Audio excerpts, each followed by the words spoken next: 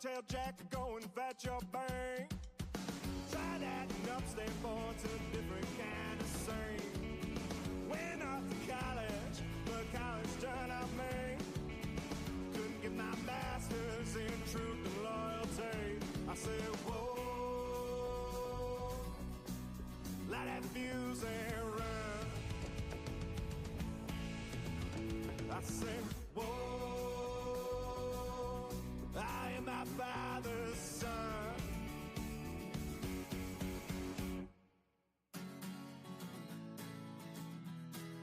Let that fuse and run.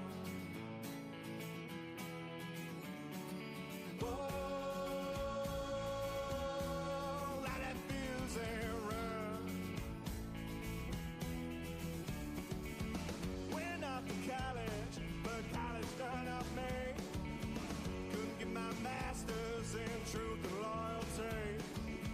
Bang out the buzzword, teaching that blind man to sing. You might get the best of him, but you'll never fool me. Now, sweet talk to beanstalk, tell Jack to go and fetch your bank. Try that and upstate board's a different kind of scene. Went off to college, but college done up me. Couldn't get my master's in truth and loyalty. I said, whoa, light that fuse and run. I said, whoa, I am my father's son.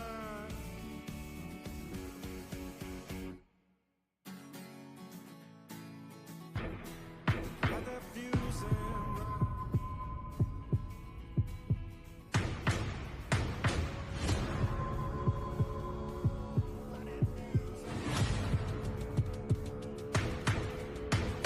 Welcome to Sunday Sessions, part of the Buff Fanbase Network and sponsored by 26 Shirts. Enjoy the show. Let's go, Buffalo.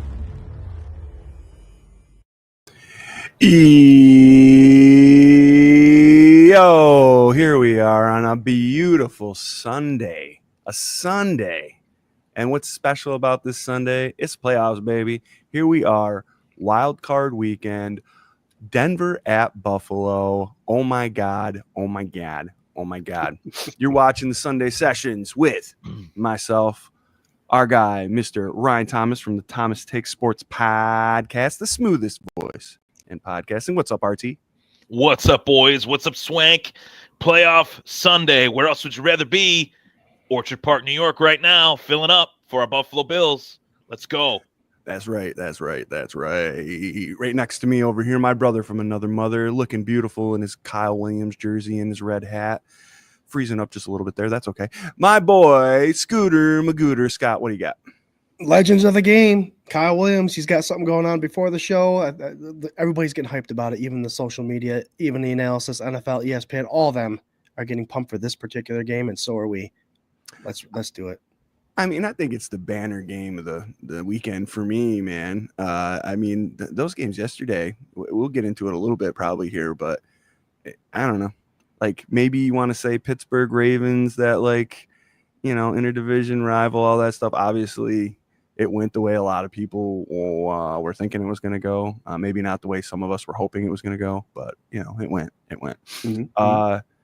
Man, I'm real excited to get into this. So we are the official kickoff game of the Buff Fanbase Network. Super proud to be part of that network. Also, our show, the K-Gun Report, and the Thomas Take Sports Podcast are on that network. Go follow, subscribe, do all that stuff. It's a great group of people. As with that, we are sponsored by 26 Shirts. Go to 26shirts.com, see what Del Reed and the gang got cooking up over there. You can look fly as hell. You can help out a Western New York family in need. It's a win-win-win-win-win-win-win-win-win, man. So now that all that's out of the way, it's game day, baby. I'm pumped for this one. Scooter, I think you had a nice little take, a little feeling there before we were kicking off, where you're like, you know, we've gotten kind of complacent, maybe a little comfortable with the way this team is. And what's different about today? I was just telling the guys before the show, I was like, I feel bad for myself. You know, I was getting excited. I do get very excited, very emotional about these regular season games. But the way I feel today has got me going a little different. I mean, the anxiety, the hype, the excitement is just tenfold what this regular season brought, and I think that's fitting. I think that's the way it's supposed to be. So I'm over the top. I'm having a beer already. I'm probably gonna have one, finish another one before the end of the show, and let's get it going. Bills Mafia doing a Bills Mafia style. It's going to be one of those beer days, you know. I think I'm just going to have a steady flow all day of beers, and starting right here with a nice little other half. Ooh.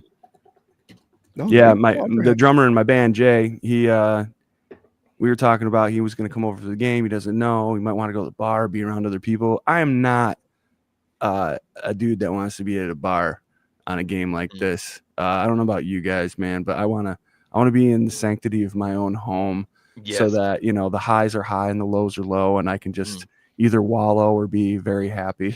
You can ride the wave that is the NFL playoffs on your own terms. Exactly. You know, without any distractions of somebody throwing a glass at your feet or you know, throwing up or whatever it may be. That's it too. It's more about, like, if they lose, dude, I'm gonna be miserable. I don't want to be around people, dude. I barely want to be around people anyway. I mean, for the most part, right? Yeah. You know? Not you guys. I want to be around all you guys. But, you know, there's a Denver fan in the bar and you're watching it. You don't want to be near a Denver fan while watching this game. No doubt. Guys, in the comments, appreciate you. I don't know what happened with the Facebook feed, but I have sent out a new one, so let us know if that's working out there. Appreciate you, PH Mike, Facebook feed networking. Thank you, guys. We got Robbie from 716 Sports Blizzard. What's up, Robbie? Corey Teed over on YouTube already cracked a beer. It is working. Dance out. Very nice. Yeah, I've been frantically trying to get going. It's working now, guys, so tune in. Yeah, I'm getting all their comments. We're good. Nice. Thanks, guys. Thanks for letting us know. All right, let's get to business. RT, we got Bo Nix, Sean Payton. We got this Denver offense coming in here. I don't know about you guys, and we're definitely going to talk about both sides of the ball. And please get your comments and your questions in. Appreciate all of you guys. 337 stuff bumping now that Facebook's hitting back up. RT, I want you to kick us off, man. I think we're pretty comfortable with the offense and what we're going to do, even though this is a top-ranked defense we're going up against. But let's talk about our defense first and what they need to do to beat Bo Nix and the Denver Broncos today. Key to that is third down. Denver has done a very good job converting third downs. Bo Nix is very Josh Allen-esque in his ability to extend plays, find an open receiver way after his route is over. It's like his extended time in the pocket has got to be up there statistically, you know, along with Allen and Mahomes and Lamar, among the elite of the game. And he's a rookie. So it just goes to show you the talent this kid has, his ability to spread the football around, find his targets. I think Buffalo's defense has had a real tough time these last few weeks getting off the field on third down, but they've also been without a lot of players. This is as healthy as Buffalo's defense is going to be, dating, this season. I think to date, this is the healthiest it's been. So I'm thinking that, honestly, stay on the P's and Q's. There's no one weapon really outside of Bo Nix that really scares me on this offense. I like Cortland Sutton, but he's good, not great. There's no elite options, but there's good options. So very similar to Buffalo, there's quite a few good options, but there's no one that you can really look at and say that's the go-to guy for Bo Nix, which almost makes Denver a little bit more dangerous in some ways. So Buffalo's just got to be on their P's and Q's, secondary especially. Look to make a play, try to make a play early and win that turnover battle. That's what Buffalo's done all season long. Hell yeah. I love it. I absolutely love it. These are I don't know, man. Maybe it's just that we've all done this show for however many, 4 years now. And yeah, right. And we know each other enough, talk to each other enough, gotten a feel for how we think on things enough, and gotten through a whole season. But yeah, man, absolutely all of those things. Scooter Magoo, man, what do you got? What do you think we got to do defensively? Piggybacking what Ryan said, third down. Huge player on third down for the Denver Broncos is not only Bo Nix, obviously extending plays, but it's his utilization of Javonte Williams, a running back out of the backfield. The guy is second in targets. on the team. So he trusts him. He uses him. It's a nice safety blanket. And we need to just remember that he's a key part of that game. So third and short, third and long, if you just got to mind your P's and carrots and pay attention to where Javonte Williams is running on the field. I always say peas and carrots. I'm trying to figure out if you're trying to make it stick or if it just comes out naturally because you got 3 kids at home. I think it's both. Yeah, both. I think it might be both. He wants those NFL Network clips. Yeah. We need to get like an emoji of peas and carrots to fly up every time he says that. You just said that. Guarantee like a ton of them are just going to pop up in the comments now. Oh yeah. That's how we work at the Bills Mafia. But jumping along with stopping Javonte Williams, we need to increase our blitz percentage. We need to create pressure on Bo Nix. Guys, this is a rookie quarterback playing against a McDermott and Babbage-led defensive coaching on top of coming to Orchard Park with all the noise. We thought we were allowed during the regular season. We're going to be tenfold today. So the recipe for disaster is there. We just need to stir in all the ingredients and serve it. So combination of all that, we'll be all set. Now, so it sounds like you're making a success soup of sorts. What kind of vegetables would you put in that soup that you're stirring? Peas and carrots. Peas and carrots, absolutely. Peas and carrots. Good call. See, I served that right up to you. You mind your peas and carrots, you're gonna have a delicious soup. Park, dude. This is what I'm talking about, man. We've been doing this a long time. We just fire. Yeah, man, that is a staple of what we talk about on this show and the K-Gun all the time. Pressure on a quarterback, especially a young quarterback. You do have a diabolical mind in Sean Payton coming in here, right? He's going to have some tricks up his sleeve. Bo Nix has performed well for the last 2/3 of the season, right? Mm-hmm. I do want to like talk a little bit about like I don't know if you guys when you were in college if you had this class or not, but when I was in college we talked about like a form of stat padding that presenters would do, right? Where like you have a bar graph and instead of starting it at 0, they'll start it at 500 because the gap looks better between 500 and 2000 rather than 0 and 2000 where it shrinks up, doesn't quite have the spectacle, right? And I've seen a lot of this week here where certain stats are getting pulled out or Bo Nix for the last 13 weeks has been amazing. Or Josh Allen's passing touchdown compared to Lamar's passing touchdowns as opposed to total touchdown, things of these nature. And I want to say that, keep an eye out for that. We were talking about how Twitter and X and all that stuff, they got the algorithm dialed, dude, just to needle you right in the side. If you're a Bills fan right now, I say Bo Nix is still a rookie quarterback. I say, this is a big stage and a big ask. I think he's had a successful season. If we go back to a certain quarterback that is on the Buffalo Bills currently in his rookie year wasn't quite as glamorous maybe as Bo Nix, but his second year getting into the playoffs for the first time, we saw a big growth. We saw his first game and we saw how those nerves kick in a little bit. So pressure, man. Pressure. I keep an eye out for Mims. I think they like to do those short passes across the middle. I think the linebackers are going to have to be on their shit today and covering those short little safety valves that they're going to give Bo Nix all damn day. And Mims, he's a yard after catch guy, man. He has the first guy miss more often than not. He is their Khalil Shakir, if you will. So if you can contain the short little passes over the middle, you can get some pressure on Bo Nix. I think it's going to be a dilly of a day for the Buffalo Bills today. And Sean Payton's going to bring this offense in and this quarterback in prepared. So I think there's one of two things that are going to happen. He's obviously knows the circumstances of where he is. So either they're going to try to go up top real quick. So the safeties, mind your business.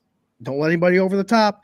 And I think there's also, he might try to make it easy, dumb down the game a little bit. Javonte Williams, like I said. So I think right off the bat, don't have it be your main game plan, but right off the bat, he's going to try to get Bo Nix comfortable, protect the deep ball, and make sure the dink and dunk is being hit right away. No broken tackles. We need to fit for him and get those tackles today.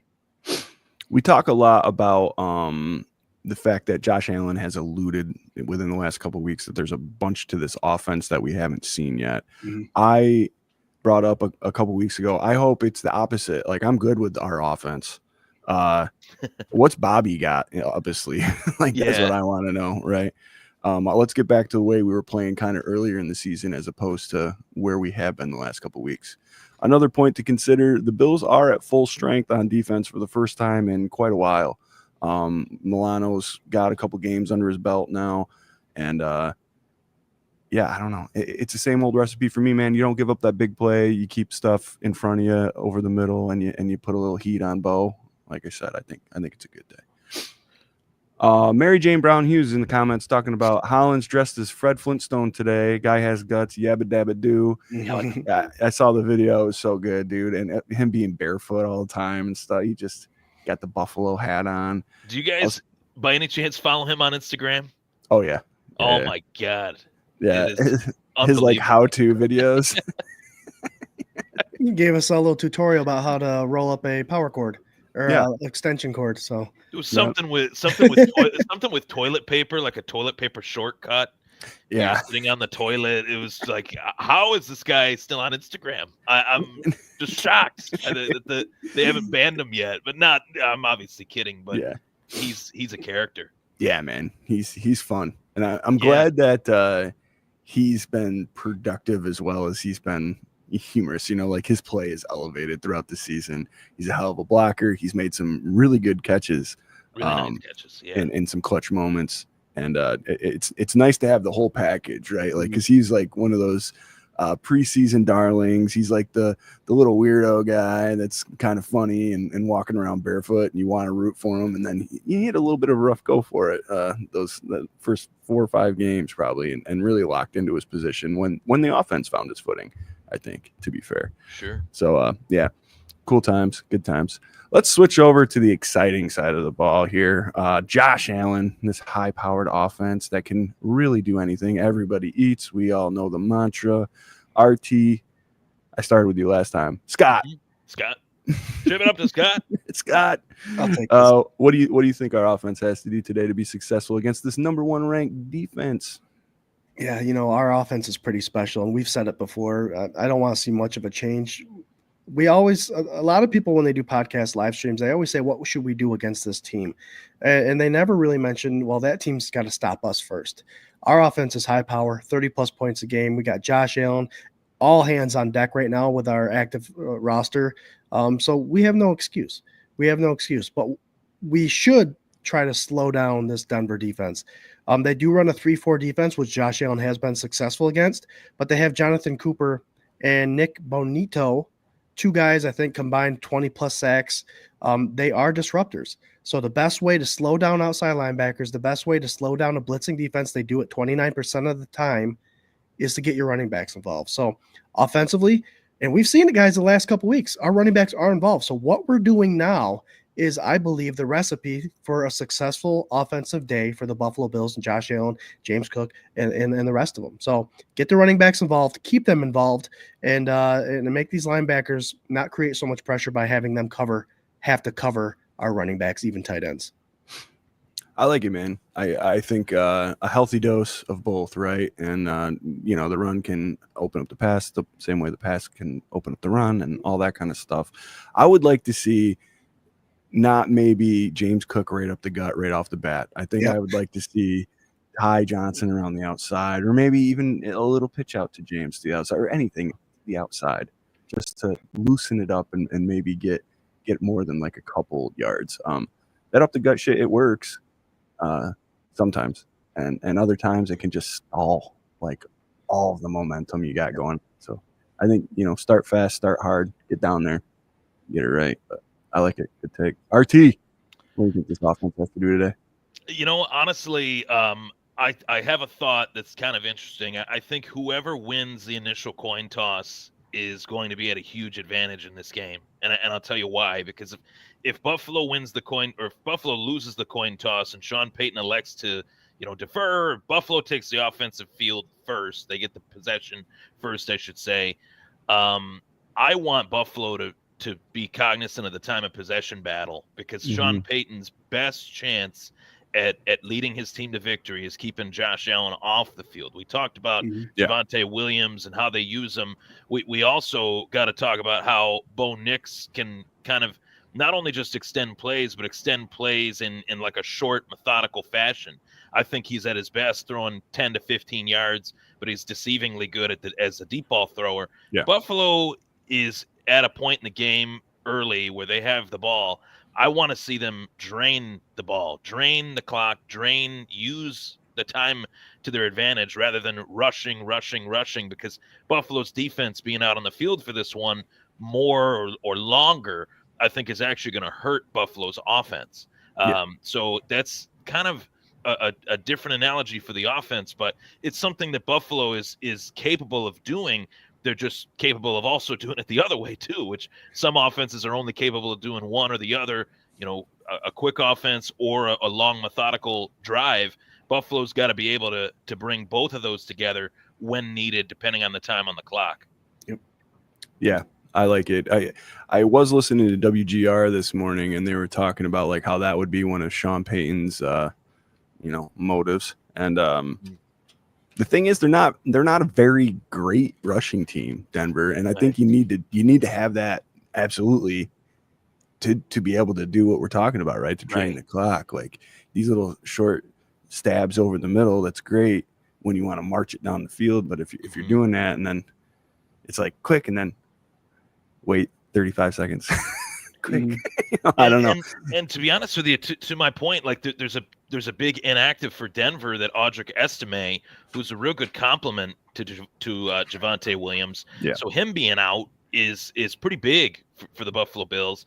If there's one area of Buffalo's defense that has shown some weaknesses, I'd say it is their run defense, obviously against Baltimore. So, rather than putting it all on the rookie and avoiding the rookie getting pressured, I would be shocked if Denver didn't try to run the ball heavily at the very least early in this one. So knowing that Buffalo's offense coming back out on the field, keeping things methodical as well, giving your defense a chance to catch its breath, get the wind back in their lungs. And Josh Allen can do that. He can do that.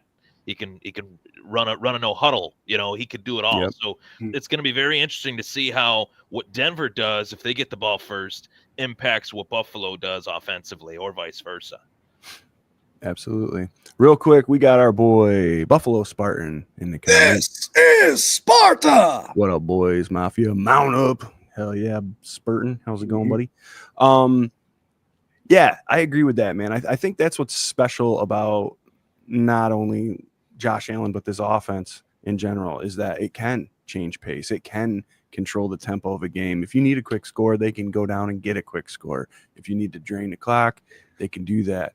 I think where Joe Brady's been amazing this season. There's certain play calls and certain scenarios where, I think if you just tighten up that little bit, second down, second and long situations, there's something that can be like molded there to make it a little better.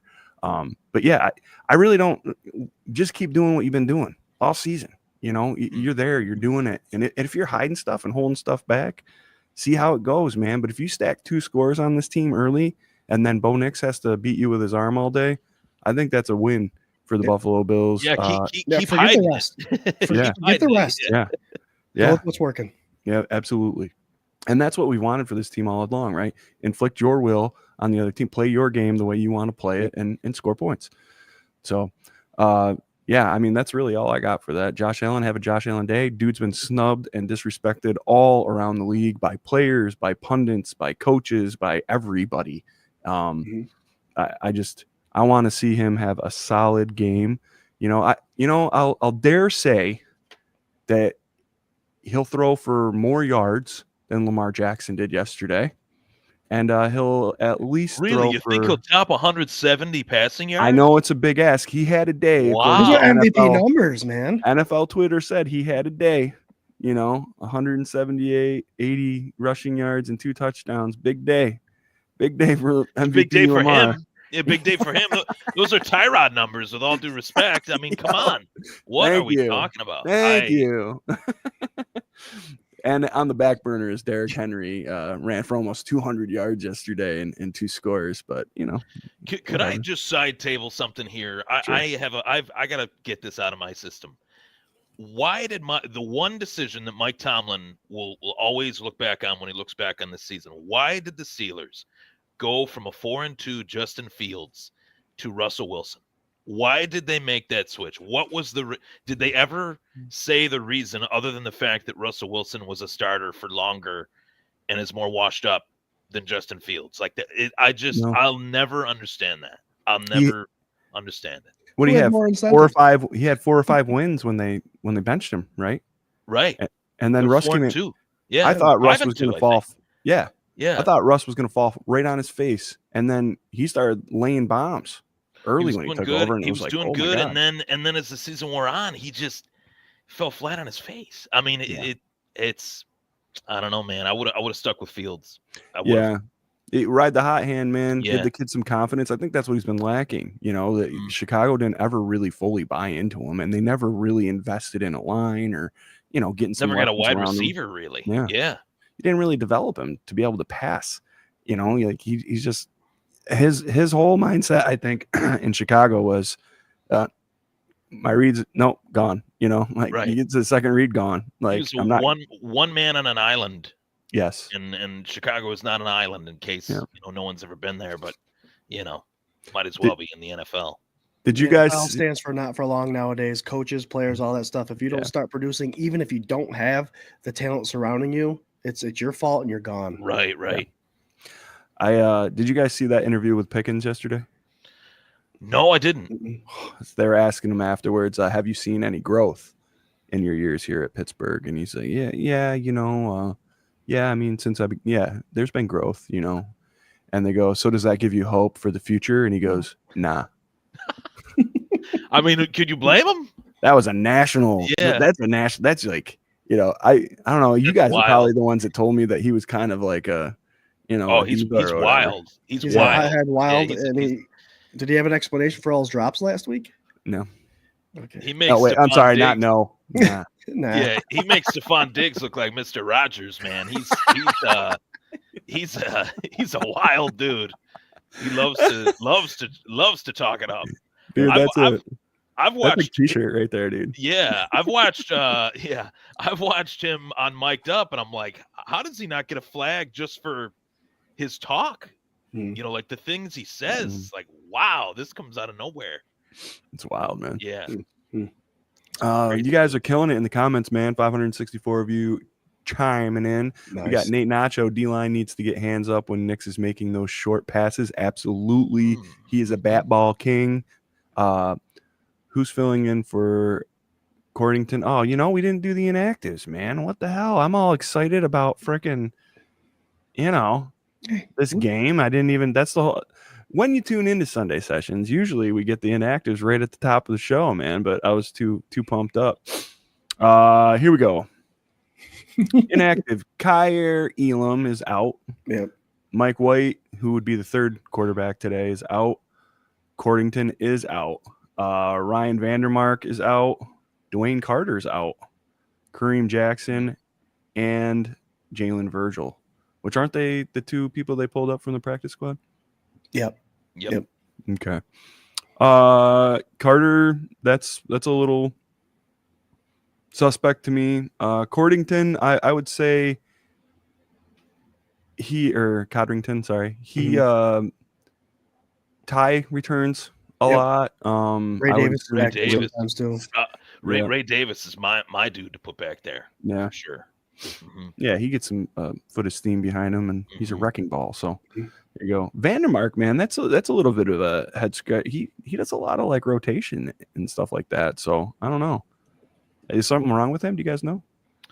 I hadn't heard anything. Yeah. Prior, yeah. Nope.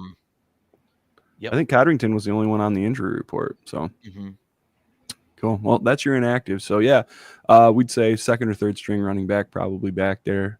Other than that, is there anybody else on the squad that you guys can think of? Mike is not active, so he ain't doing it.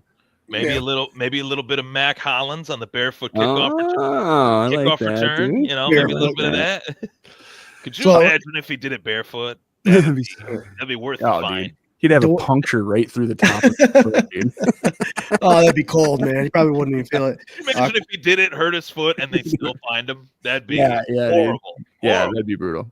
Fitzpatrick he'd pay for it, dude. Doesn't matter. So Quinn Jefferson, Ed Oliver, Daquan Jones, Jordan Phillips, and Austin Johnson will be the defensive tackles for Dwayne, who's not in there. So there's a lot of meat with those guys, though. Too. Yeah, that's what I'm thinking. That's good. They've done that in the past. When Jordan Phillips was signed, it was either him or Jordan. So it looks like they're going with Jordan today.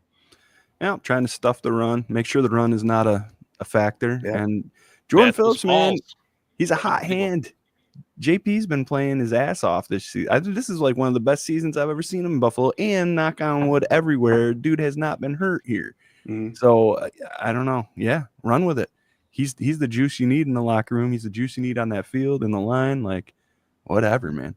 And I don't know. Have you guys followed that little interaction? Him and brother Bill have been. Yeah, that's really cool. Dude, it's really cool. Fun, dude. It's super really fun. Nice. Seems like a really nice guy. Yeah, he loves it here, man. It's so dope. Corey brings up he's predicting Knox has 2 touchdowns. We're gonna get into it. We'll run a little bit over today. It's wild card weekend, baby. You got to do a little bit more. It's playoffs. Corey says Knox 2 TDs. I saw a little bit of fun trivia this morning. Did you guys know in the last 4 wild card games who has scored the first touchdown of every single one of those games? Dawson Knox. First TD in every single wild card game of the last 4 years. So if you're on FanDuel, get it in. Put it in now, baby. We gave you Josh Allen over 178 yards, and we're giving you Dawson Knox for a touchdown. Look at that. I just confirmed some information we got through the group. It looks like Mike Vrabel is now the coach for the New England Patriots. Oh, yeah. That broke early. Yeah, I forgot to mention that because it was so shocking. Yeah, it was a really secret. I was so shocked. It's like when the schedule gets leaked like 2 weeks before, and then you're like, oh, the Chiefs are playing on Monday Night Football week 1. Oh wow, who knew? Why did they just hire him a year ago? Like what? I don't know. I don't get it. And they pretend like I don't know. Was he pretending that Mayo was like really in line? Like I feel like a million assistant coaches and coordinators have been promised that job since Belichick's been there during that whole era. There's a lot of theories that are out there, and I think one of them is that he just wanted to make it look like they had a plan prior to Belichick and him mutually agreeing to part ways. It was almost like a PR. I hate to say it, it was like a PR, stunt. There was no validity to Gerard Mayo deserving that job. I'm sorry. He didn't do anything to earn that job. He was just given the job. I've never heard a coach be spoken about as disrespectfully by like the national media, like NFL Network, like Good Morning Football. Like usually they're really like they're pretty like positive, and they'll give you a little bit of like, well, this guy or that guy or whatever, but it's pretty light. The way that like Mayo not only didn't produce, he embarrassed like the franchise. It's like, I've never heard those words associated with the coach. Yeah, like Carter's taking reps off and stuff. Like that's the team was kind of quitting on him a little bit. That's not good. That's what's happening in Miami too, by the way. That's not shocking either. Nothing's really shocking me right now. Geez, RT, I'm trying to get you off guard here, man. All right, guys, let's talk a little bit about some X factors here, and we'll go around, do our X factors, then we'll go around again and do our score predictions. How about that? We'll take 2 laps this time. RT, why don't you give me your X factor for the game? Who or what is going to be the reason that we win this game? Whichever receiver is not lined up against Patrick Surtain is going to have a day. I don't know who that's going to be. Denver only knows who they're going to line Surtain up against. I would venture to guess that Vance Joseph, who was the former head coach or former D coordinator, head coach of the Broncos, then D coordinator of the Broncos, which is like the craziest laundry outfit change that any coach has ever had. I got to throw that out there. I would venture to guess that he's going to put Surtain on either Amari Cooper or Keon Coleman. Mm-hmm. So this game is perfect because Buffalo has weapons outside of guys on the outside. They have very, very good weapons on the inside. Khalil Shakir, Dawson Knox, Dalton Kincaid. So their offense is actually tailor-made to expose the inside of the Denver Broncos defense. So to me, that's the X factor. The Dawson Knoxes, the Dalton Kincaids, as well as the Khalil Shakirs. However, they are thrown into this kind of Swiss Army knife of an offense is going to be key to today's game. Josh Allen is going to have to utilize those matchups when he sees a linebacker on Khalil Shakir, a linebacker on Dalton Kincaid or Knox, or even a safety on any one of those guys. The ball has to be thrown their way. They are a matchup nightmare in mismatches like that. So Surtain's a great corner. He could shut anybody down that he lines up against one-on-one. And if he takes a receiver away, if it's Amari Cooper, if it's Keon Coleman, we got other weapons to utilize. So that's what I look at. How does Buffalo X factor wise look at their X factors and utilize the matchups at hand within this game? Nice. I like it. Surtain, he's like one of those dudes where like, yeah, he can shut down a whole side of the field. And I don't know if he travels a lot. I think like he'll be this one or that one. Mostly Amari, though, I would think.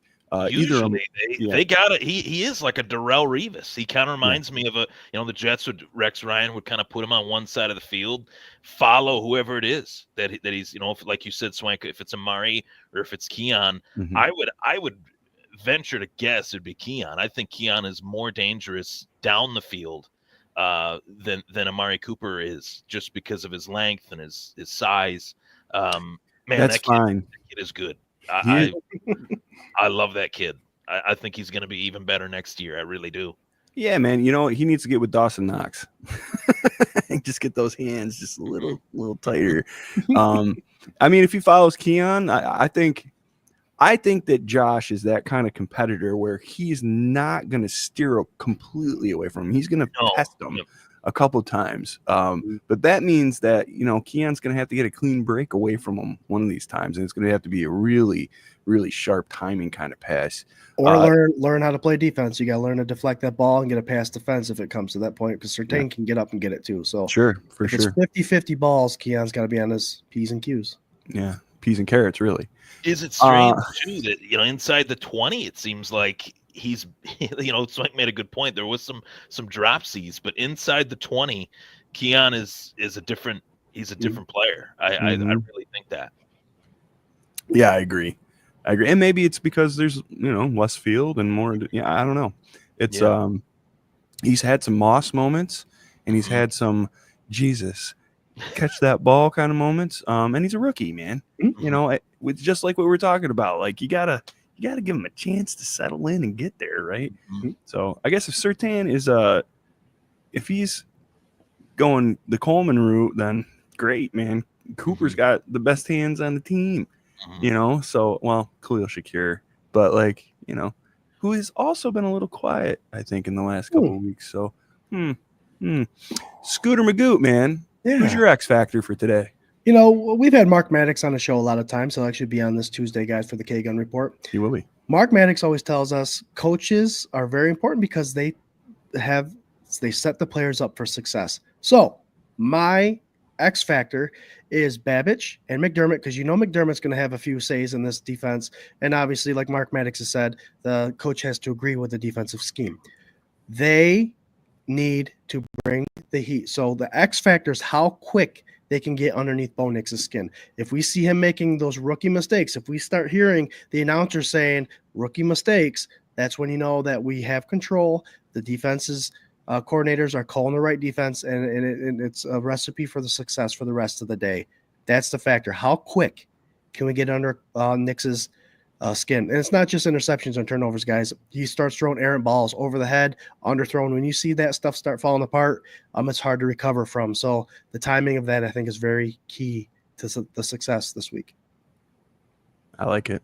I was a little torn between whether I was going to go defense or offense. I think the defense is really like the whole key to this game. But saying that and wanting to throw out just like I like to do just one player, right? To me, Alec Anderson, he is my X factor today. You got one of the toughest defensive lines in football, one of the best offensive lines in football. That's why I don't think there's been enough made of how good the Bills' offensive line is compared to the defense of the Denver Broncos. But I think Alec Anderson, man, when you bring him in, that is something that I think Joe Brady has figured out beautifully, where it's like, you know what? When we need that one extra guy in there just to give Josh that one extra second, fine, we'll sacrifice that and we'll do that because we got guys everywhere that can make plays. Add one more guy. Let's protect our quarterback and give him the time to either extend a play or make a good choice. I think that application needs to be applied to the defensive side of the ball as well, where let's sacrifice one guy here because we're not getting it done up front all the time. And if we can get more pressure, it will help the back end of things because it seems like if you're not getting that pressure, it doesn't help anyway. So you got to figure out something, right? But I think Alec Anderson, man, I think he comes in and really dots that I for this offensive line to help give Josh that little extra time and march on, man. So he plays good. I think the Bills play good. No, we've already talked about extending the drives a little bit, making the drives a little longer, and that's a perfect way to do it. Bring in that sixth lineman and just pound it. They run that just about more than anybody. Yeah. You know, and for a team that is not known for it's one thing that you mentioned, Swank, is how underrated the Bills' offensive line has been. I look at it as not only passing wise too, but run blocking. This is probably the best rushing offense that the Bills have had in a long, long time. I'm going maybe 10, 15 years. James Cook's got 15, 16 touchdowns. I've lost count how many touchdowns that guy's got. But honestly, it's large part these open lanes that he's running through. I mean, they've done a phenomenal job. And when they run six linemen, there's really not a stop for it that I've seen anybody be able to implement diligently. So yeah, man, I'm pumped for that in this one. Hell yeah. Good Charlotte take. says, what guy can bring down Sutton? I think we got multiple. I think Benford is fine. They both Rasul's fine. They both have the size for it. Yeah. They both have the size and strength, and it's gonna be a combo thing because they run at two deep safety. So the safeties are a big part of that. These guys, you know, they say they don't read the news or not tuned into social media and blah blah. But I'll tell you what, man, Benford had a little locker room interview today, and they were asking him about being slighted, and as calm as he could, man, just he's like, stats don't lie, look at the tape or whatever. And it's like, it is what it is. It is what he knows. And you think that kid's not going out there to be like, you know, like I beat out a first round pick. I'm one of the best corners in football. Nobody's talking about me. Like, I want to see that. I want to see that game today. Like all that stuff, all that level of disrespect that's been hitting the Bills. Let's go. Just smoke them. Use it as fuel. Yep. What are they going to say? Here you go, guys. What is the excuse that the pundits and the Ravens fans are going to use if the Bills just wash the Broncos today? The number one defense. Exact excuse, but they'll find one. I'm sure of that. That's tush push. You know. Yeah, I don't know the exact excuse. The refs. They will certainly try to find one. And listen, guys, the only thing that matters, all pros don't matter, MVP doesn't matter. The only thing that gets remembered is who won the Super Bowl. Yep. That's the only thing that matters. So it's easy to, you know, and I do it too. You know, I'm battling Ravens Twitter. I'm battling Chiefs Twitter. I feel like I've, you know, Swank and I have been soldiers on Twitter for the Buffalo Bills, but and even, you know, obviously Scooter too. We all are. And you get to a point where it's like, when are we going to get a respect? And maybe, you know, to what Sean McDermott was talking about earlier this week, the only way they're going to get the respect is to get it done, you know, and finish the story, Cody Rhodes style. Absolutely. WWE fans out there. Yeah, that's the truth, man. I try not to get wrapped up in that. It's hard not to, though. It really is, man. You know, there's some wild stuff out there. Like, just get on the app for a minute and see it, man. But like, I don't know. I thought Chiefs fans were annoying, right? They're not. I'll go back. They're not annoying. They've been pretty quiet. They've been pretty quiet lately. Yeah. Then Miami fans, dude. Miami. Everybody on this channel knows. Miami fans were like, I can't stand them. Just can't stand them. Especially the content creator, the Smokes, the guy that's always crying with the eye black on and all that stuff. It's like, dude, just shut up. Like, and it's either like you're ecstatic and you're like, we're gonna win the Super Bowl, or you're like, why does this team suck so bad? Oh, like, shut up, dude. So dramatic. But all of that does not hold a penny to the Ravens fan base right now on Twitter, dude. Oh my God. What a again, I'm not trying to blanket it. I'm sure, you know, there's probably better fans than worse fans, but Jesus, man, put some block on there. What's the thing they used to put on our computers in high school so that you didn't Norton search antivirus. Yeah. Like, you need that thing that blocks all those sites that you can't go see, man. And X should be one of them for most of these Ravens tweet heads, man. Jesus, I've been called a racist. Wow. And it's like just the wildest stuff. And I'm like, what's crazy, I was talking to one guy and he was saying, I don't respect Lamar. I'm like, actually, let's go back 7 years ago when I said Lamar and Josh Allen were the two best in the class. And, you know, and he was like, oh, okay. You know, I respect that. And I'm like, I'm not saying the Ravens are a bad team. I'm saying the Ravens are a good team, but the Bills are a good team too. You guys aren't even giving flowers to anything, you know, and that's just bias. You know, it's not even an informed opinion. Right. Yeah, that's where I'm at with it. It's like, Yeah. it feels like we're like, well, yeah, Lamar is great. Yeah. But nobody's saying that about Josh. Like, nobody. Like, Jim like, Nance. yeah, he is great. And Josh Shout out sucks. to Jim Like, Nance. Jim Nance is the only one. I love it. He always is. He always is. Yeah. All right. Guys, let's do a score prediction here. It's 12-16. 704 of you tuning in. Thank you so much. Zach the Monkey Man. That's Berto's kid. Oh, nice. Tuning in for the first time. Appreciate you, brother. Thank you so much. Patrick Welcome, Hughes. Zach. Yeah, welcome, man. Did your dad, I think Berto was on here too. Berto, did you get your jersey yet, man? You get that Greg Rousseau jersey? Sent it out here a couple days ago.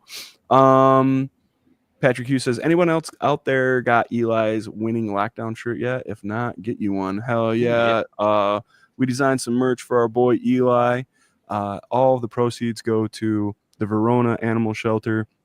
I haven't checked it yet, but he was hoping to sell at least 20. I think he's over that now. I'll try and pop it up while we're talking here. But guys, we're getting into our score predictions. Don't forget, we are part of the Buff Fanbase Network. Super proud to be, and also sponsored by 26shirts.com. Go to 26shirts.com and give them all your money. It's playoff time. Look great. Feel great. All right. RT, man, what do you got for score prediction? Score prediction, I'm going 30-17. The Buffalo Bills get it done. Put up a 30 burger. Power of the O's. Shout out to the SpaghettiOs, Fandemonium out there. So honestly, I think that this game will be kind of, as we said, touch and go a little bit, maybe potentially in the first half, but that's what's been the story of the Buffalo Bills season. The first half, Sean McDermott, Bobby Babbitt, Joe Brady, they're kind of downloading the data as Floyd Mayweather did in the boxing ring. First few rounds, let the guy throw his punches and block him as best as we can, and then open up in the second half and really get to it with our brand of football that we definitely have been playing all season long. I've never seen more blowouts in a season than this one. I've never seen more methodical in offense than what I've seen from this one, spreading the football around. How many players have caught a Buffalo Bills touchdown this year? Like 14, 15, something 14, like that. It's going to be 15 today. I'm going to go out on a limb and say D-Doc gets a tutty. There you go. I'm gonna just throw that out there for the. Haven't had a lineman catch one yet this year. Yeah, so I would love to see it. I feel like he'd be the guy to get it to, especially. But yeah, I think the defense is going to take care of business in the second half, and Sean Payton will do the things necessary when the team is down. I actually think those things are going to backfire. Whether it's a go for it on fourth down or a punt on fourth and short, even something that he might do because the analytics team tells him to, I actually think could drastically backfire. And it hasn't happened yet, but it's due. It's overdue to happen, so it could happen today. I think he's got a little bit of that Dan Campbell in him, right? And it's one of those things where, like, I think he's playing with house money. Like, he's brought a rookie quarterback to the wild card round. They're going to try and pull out all the stops to do what they can against the animal that is the Buffalo Bills with Josh Allen. Real quick, before I get to Scooter and his score prediction, our guy Ram Prods is here. Hey, let's go Bills. Going to beat Denver today. Hell yeah. Let me tell you a little bit about this guy, man. We went to play the Rams. We did the show right before that week, and this dude came in and he was doing some real good trash talk, dude, like hitting it up. And we welcome everything, man, and it's fun. It's all fun. But man, we started throwing his comments up. We started having a little bit of a discussion. This guy has been like one of our biggest supporters, Rams fan, man. That's awesome. Yeah, dude. And he's been so cool and trying to push the stream and do all this stuff. So, dude, good to see you. Thanks for rooting for our boys today.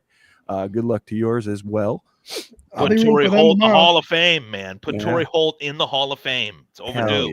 Hell yeah.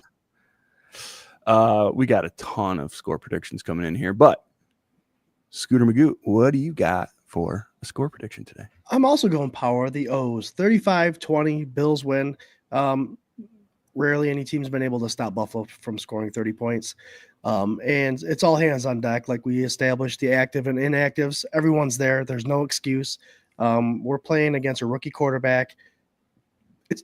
We're gonna shut them out. 35-20. It is what it is. Bills offense shows up, defense is healthy, and does their thing.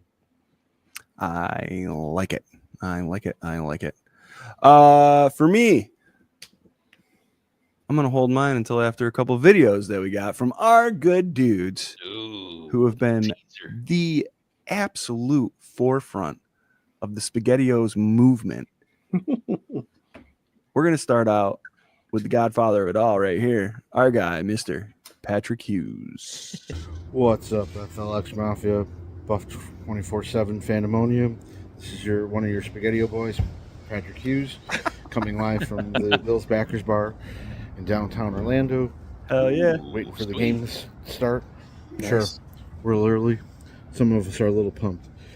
I have with me today, obviously, Breakfast of Champions, SpaghettiOs, Monster, because it's in the SpaghettiOs jersey, dude. Nice. Buffalo, man up. Let's go. Hell yeah. The SpaghettiOs Keon Coleman jersey. Dude, he's got it customized. I love it. Oh, it's SpaghettiOs on the back? Yeah, oh, my God. That's great. Yeah, it's awesome. That's fantastic. Cheers, Patrick. There you go. You got to save another bite of that. I'm going to wait until you swallow it. I'm good to go. You see, I think you did a little. Yeah. If you are an avid watcher of this here program, our buddy Corey, he has put together some of the best videos that I've ever seen in this here season. He's jumped through a table.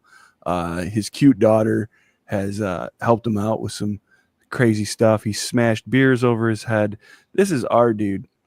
And gotta tell you, man, he's a great guy. Been around. He's become a good friend. And the production on this one, I think, I don't know. I don't watch these before we air them because I like to react to them on air. But this one, I could tell there's going to be a little bit of an uptick on some stuff. So here we go. Our boy Corey Blaine. It's going to be one in the deep water. What do I mean in the deep water? Everybody's comfortable in the shallow end with 2 feet on the ground. All right? We live in the deep water. We live in the deep water where it's uncomfortable, where it hurts a little bit. That's where we live. And I'm not talking about playing hard. Everybody talks about playing hard. I'm talking about playing it. Your guts. I'm talking about from the bottom of your feet. I'm talking about seeing sparks in your eyes. And it hurts. I'm talking about side of your helmet and not the name on your back. Yes, sir. Because we know what it represents. It represents everybody here you see and everybody you can't that we've talked about. No. 1, 2, 3. Before I go any further, how many times have we all watched this clip this week?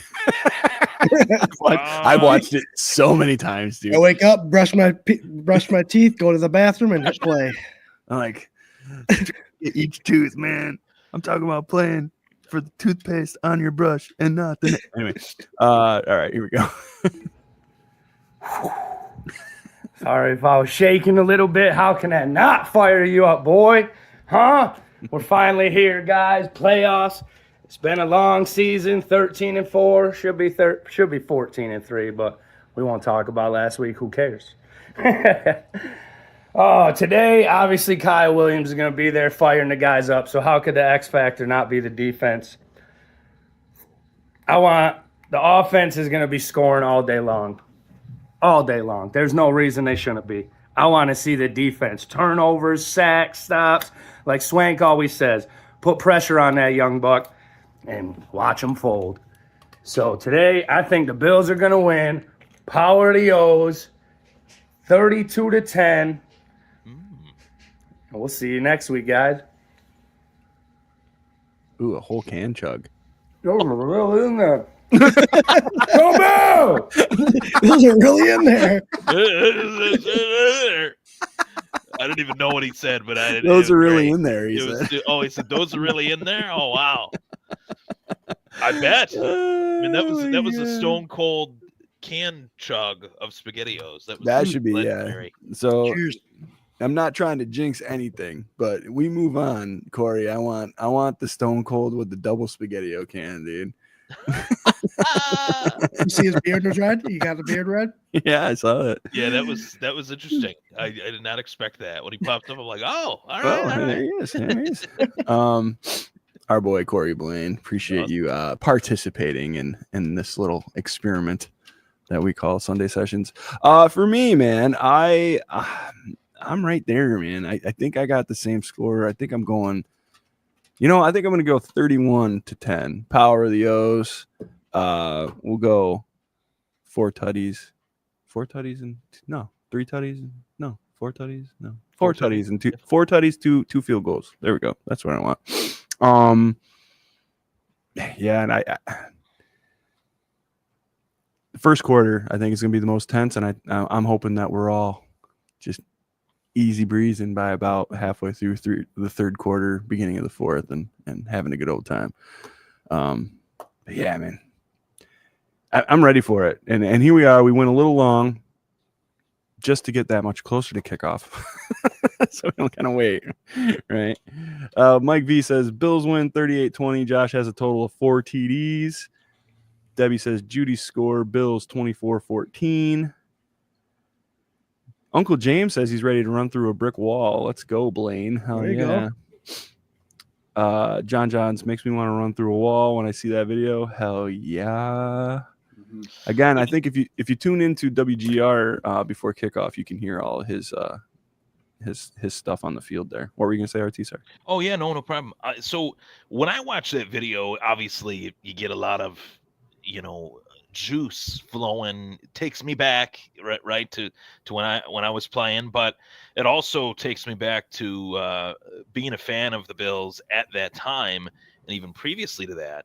It always bothers me when people talk about the playoff drought. Oh, you didn't make the playoffs for 17 years, as if they didn't have any good players on those teams. Yeah. For the 17 years that they were right there. There was a lot of years where they were right there, there, almost made the playoffs, fell out of it the final 2 weeks of the season or final 3. But guys like Kyle Williams, Fred Jackson, Eric Wood, Jarris Bird, there were a lot of really solid London Fletcher, Takeo Lee Spike, Evans, Eric Molds. Lee Evans, Molds. Yeah, there were Fitzpatrick. a lot of Fitzpatrick, right? Fitzmagic in his own right. There were a lot of great players that we had that we just didn't have them all at the same or at the right time, and that's the difference as well. As some of those legends or urban legends that were Fitzpatrick, they weren't Josh Allen. and that just shows you the greatness of levels to this game. That's what makes it so great. That's what makes this time right now so special. And I urge Bills fans to look back at those teams and go back and watch some of those players that we had during those years, because they really played their hearts out just as much as these guys did this season for us. So great to kind of think that way, right? And look back and look back with fond memories. Here we go. This is the that was great, RT. Thank you. This is what I've been waiting for this whole time that we've been on air. Broncos fan 1. Broncos 70-0. Let's go Mile High. 70-0. It's listen, man. Broncos fan 1, dude. Appreciate you turning in. Yep. I'm trying to get you on this guy's level right here, Rams Prods right here. Like, I'm trying to get you there, because this dude, he's good, dude. You, I don't know when you started drinking out there, and I know there's a time difference. The air, it's the altitude. The air is thinner, dude. Changes the function upstairs. The Coors Light, it's a little watered down. Very creative name, Broncos fan 1. Fan 1, yeah. You had to put the 1 there because there's a fan 2, there's a fan 3, 4. Yeah. Someone skipped 1. Yeah. Is there though? Or do they only have one fan? Either he was really early or he was really late. I'm thinking really early, and probably there's not like a fans 2. Maybe. Nah, dude. Thanks for popping in. We love the ball busting, all that stuff. Yeah, we're just messing. Good luck to you. Appreciate your efforts. Please tune in Tuesday to the K-Gun Report, or next Sunday when we're facing the Ravens. Okay. Thanks. We'll talk about what happened. That's what Uncle James says. Let's make him a fan, just like the Ram fan. Hell yeah, dude. I will tell you this. Maybe this, I don't want to jinx stuff and, hexes and superstitions and all that. And after this, I promise we'll do our final thought and get the hell out of here. But if something happens and the Bills are out of the field that is on the AFC side, because I think we're all pretty close to who we want to see on the NFL or the NFC side, right? Like we're all kind of like leaning Lions, maybe. Detroit, hell yeah. I Lockport Lion. I'll stick to that. Stick to the lion aspect. Yeah. So out of everybody that is left on the AFC side as of this moment right now, who would you be rooting for? I wanted to mention this at the top. I forgot, but this game is actually, I'm referring to it as the Grandpa Bowl, and it sounds funny, but my grandfather on my mom's side, diehard Buffalo Bills fan. Mm-hmm. My grandfather on my dad's side, diehard Denver Broncos fan. Had Elway memorabilia in his office. There you go. Diehard. So, this game's pretty cool. So I would root for Denver. I would. I would want to see the team that knocked us out go as far as they possibly can. And I can't root for the Chiefs. The Ravens have made the Ravens fans have made the Ravens insufferable. Yes, insufferable. Absolutely. And I'm not a believer in the Texans. I'm not a believer in the Texans. No. There's not a whole lot to like there. So, it'd be Denver. It would be Denver. I would root for Denver. I really would. I'm there, man. I really like Bo Nix. I literally said, I think last week on the show, where I was like, if it was any other circumstance, like I'd be rooting for that kid. Mm-hmm. I think the story of the team, him, and all of that, I think it's great, man. And yeah, I actually enjoy. I know Sean Payton doesn't really rub people the right way here and there. I enjoyed when they were having success. The Drew Brees, he's a era. Great coach. He's a great coach. Great coach. I would like to make an asterisk on my NFC side of things, because our boys in the comments, he says, no, we want the Rams on the NFC side. Yeah, man. Okay. Yeah, you're right. Yeah. I would say, two teams, the Lions and the Bills. I don't know, but I got you. I'll take the Bills and whoever on that side. That's fine.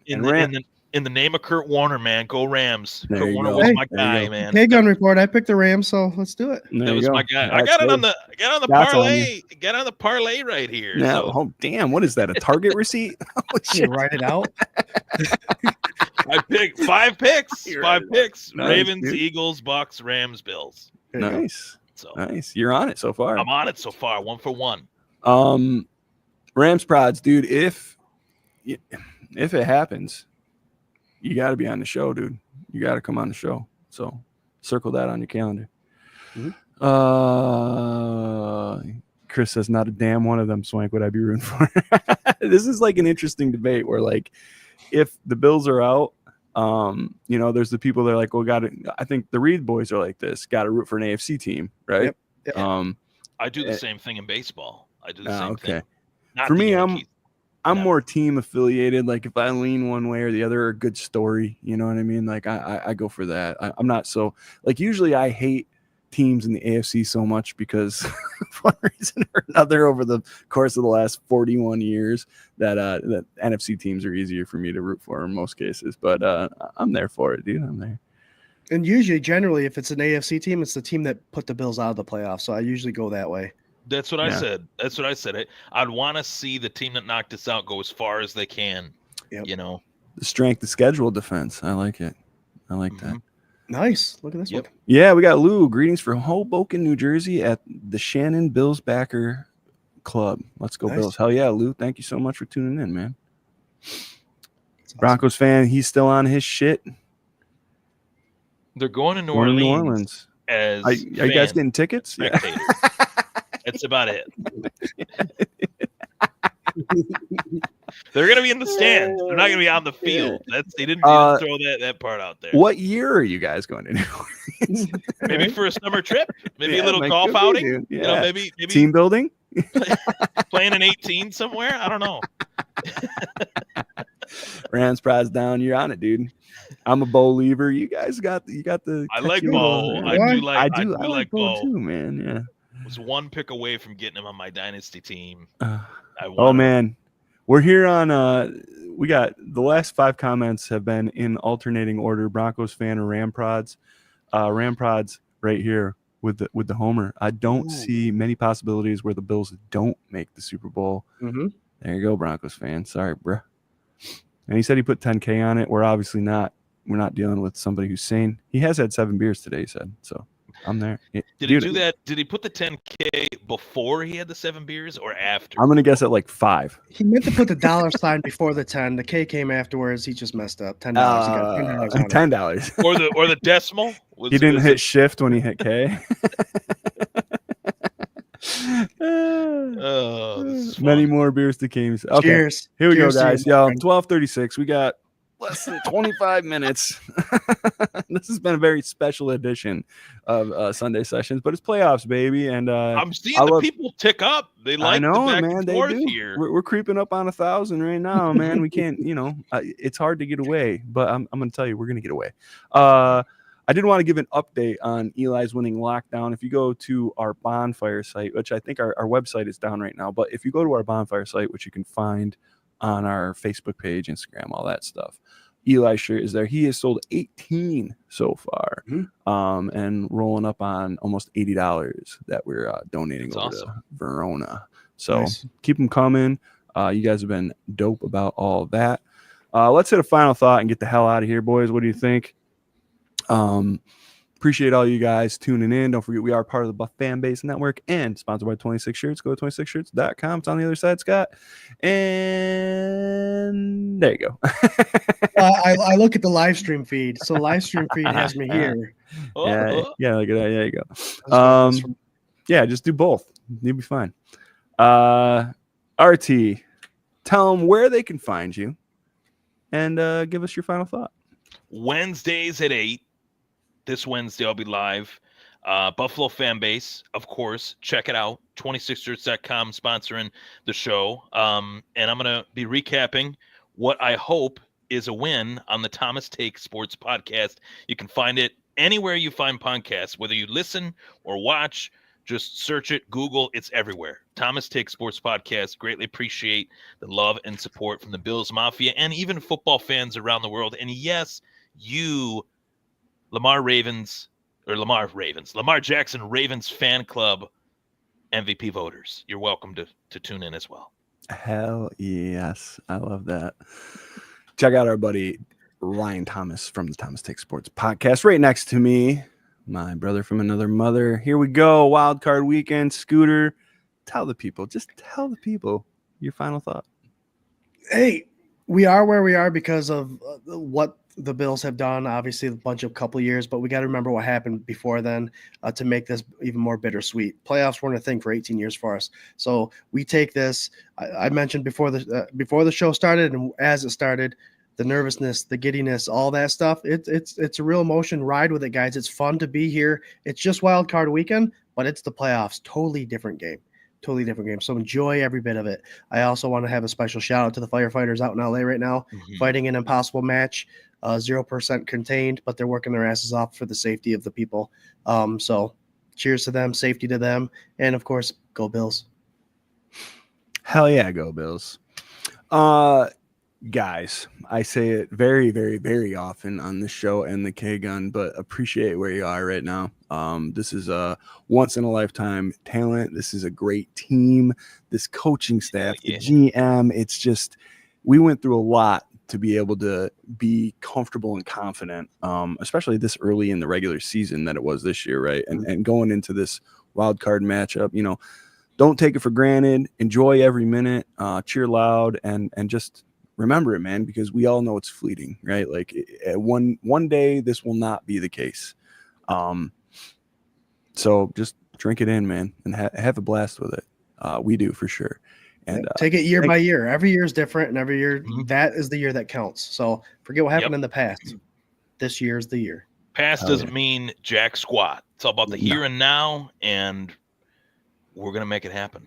Yeah, it's gonna happen. Yeah, it's gonna happen. Just the year thing, man. Yeah, like I mean, it's funny, like the historic, like, oh, this, you know, the Bills have never blah blah blah, or the Chiefs have never blah blah blah, and it's like the teams are so vastly different year to year, like just ridiculously different. And for you to think because something happened last year that it would happen this year, I mean, I don't know if that was the case. Why would you ever watch a game? It would always be the same, right? It would always, well, they're just going to lose to this team and they're going to win this team. Like, that's it. Like, no, like if that was the ditch that we were in, you wouldn't have the joy that we have right now because we were living that for a whole teenager's life, dude. and everything is always, something has always had a never until it happens. Something has always had a never until it happens. So it is what it is. It was rough, man. For me, I know you guys are a little bit older than me, but for me, I mean, going through, you know, middle school, high school, you know, trying to get my hopes up every year, hoping, you know, they'd sign one guy and it would be, this guy's the missing piece. They'd go out and draft players that I really liked coming out of the draft, you know, like Marshawn Lynch and Paul Posluszny, and thinking, okay, we might actually be a better team now. And then it would just kind of be the same result, 7-9, 8-8, you know, just in like that quarterback purgatory to where you can't get an elite of the elite draft pick quarterback, but you're a good team. You're just not a playoff team. Those were some really, really tough years. And, you know, shout out to those guys. They busted their tail for us. It just, you know, came up just a hair short. Yeah, I think that's like the difference between like a bandwagon fan and somebody that's like lived it and known, right? Like it's something where like you care so much about the team and the colors, like almost to like a ridiculous extent, right? Like where like I can see how people are like, why do you care about this so much? And it's like, it's just been a part of my life. Yeah, that's I was just about to say that. It's a part of who I am, you know, and you know, it's part of, it was passed down, you know, that you guys, your dads, your grandfathers, uncles, whoever it may be, you know, love this team first, and they pass it down to you. You know, you want to carry that torch. Actually, it brought up to me the other day while I was at Tops, and the question was, if someone gave you Bills tickets to the Super Bowl, would you go? And my honest answer was, unless there's 5 other tickets for my father, my brother, and the ones that have been through this with me for all these years, then no. I would honestly say I would not go to a Bills Super Bowl. Yeah, not to get emotional here, but I couldn't take my grandpa with me if I wanted to. You know what I mean? And that's a part of the reason why I'm doing this, you know, this show and all the other stuff that we do. You know what I mean? It's a big part of what keeps us going for this team. Is my grandpa was a fan of this team his whole life, from when they were founded to, you know, the end. So it's special. It's beyond special. It's heartwarming to get the chance to see this team. I wonder all the time, what would he think of Josh Allen? What would he think of Brandon Beane, Sean McDermott? Pretty much what I'm thinking right now. It's been a fun ride, you know? Yeah. Yep. Good stuff. Yeah. All right, guys. We're gonna end it on that note. Appreciate you. Don't forget, you can check out the K-Gun Report every Tuesday at 8 p.m. Eastern Standard Time on the Buff Fanbase Network, 24/7 Buff Fandemonium. You got YouTube, you got Twitter, you got Instagram, you got Facebook, all that stuff. Please give us a follow. Don't forget to follow our brother, Mr. Ryan Thomas from the Thomas Take Sports podcast down there. And man, have a blast today. And I hope it's a very stress-free 1:00 game for y'all. Go Bills. We got 15 minutes, and Mark Maddox is joining us on the K-Gun Report this week. Go Bills. Go Bills. See you Wednesday. Special guests. Tune in. Hell yeah. Go